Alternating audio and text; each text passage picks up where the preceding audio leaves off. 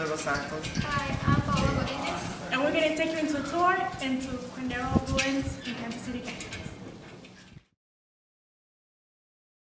The story of the African Americans who lived in Old Town Quindaro begins here at the Missouri River. Can you imagine having to lay in wait for an ice storm to turn the waters to ice in order that you may walk across into freedom? The Quindaro Ruins is an important and significant place to visit because it was the beginning of the Underground Railroad for African Americans who were escaping slavery in Missouri.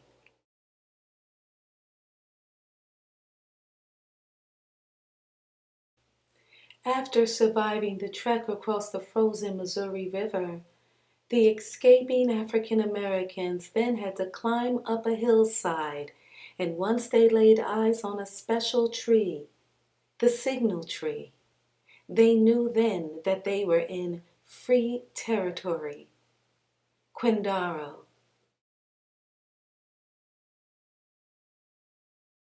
Adjacent to the signal tree is the resting place for those unfortunate African Americans who made it across the frozen Missouri River and up the hillside, only to be met by slave catchers who hunted them down and subsequently murdered them, likely as a result of their resistance to returning to a life of enslavement. The Quindaro Brewery is a historical place that symbolizes the desperation and suffering of those who were seeking their freedom. The 1850 Fugitive Slave Act resulted in the formation of a hiding system called the Underground Railroad. The Quindaro Brewery was the first stop on the Underground Railroad for African Americans who managed to escape Missouri plantations, make it across the frozen Missouri River and up the hillside, and avoid being caught by slave catchers as they made their way through the woods toward Old Town Quindaro. Quindaro, in the Iroquois language spoken by the Wyandot Indians, means bundle of sticks, strength through unity. The town was named after Quindaro Nancy Brown, the daughter of a Turtle Clan Wyandot Indian chief.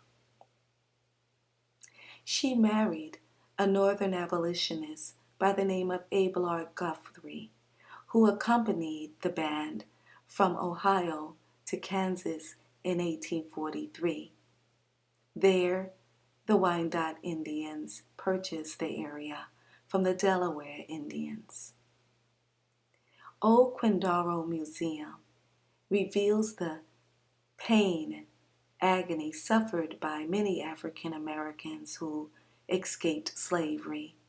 There you will see artifacts of chains worn around their ankles, wrists, and necks.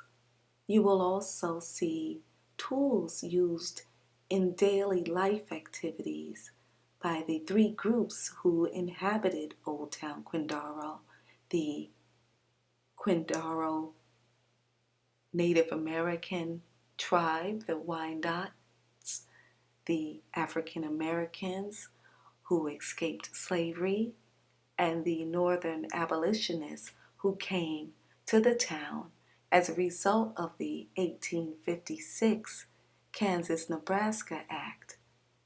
The Kansas-Nebraska Act turned the 1820 Missouri Compromise on its head, for the act provided that any new state of the Union would determine for itself whether it would be a free state or a slave state.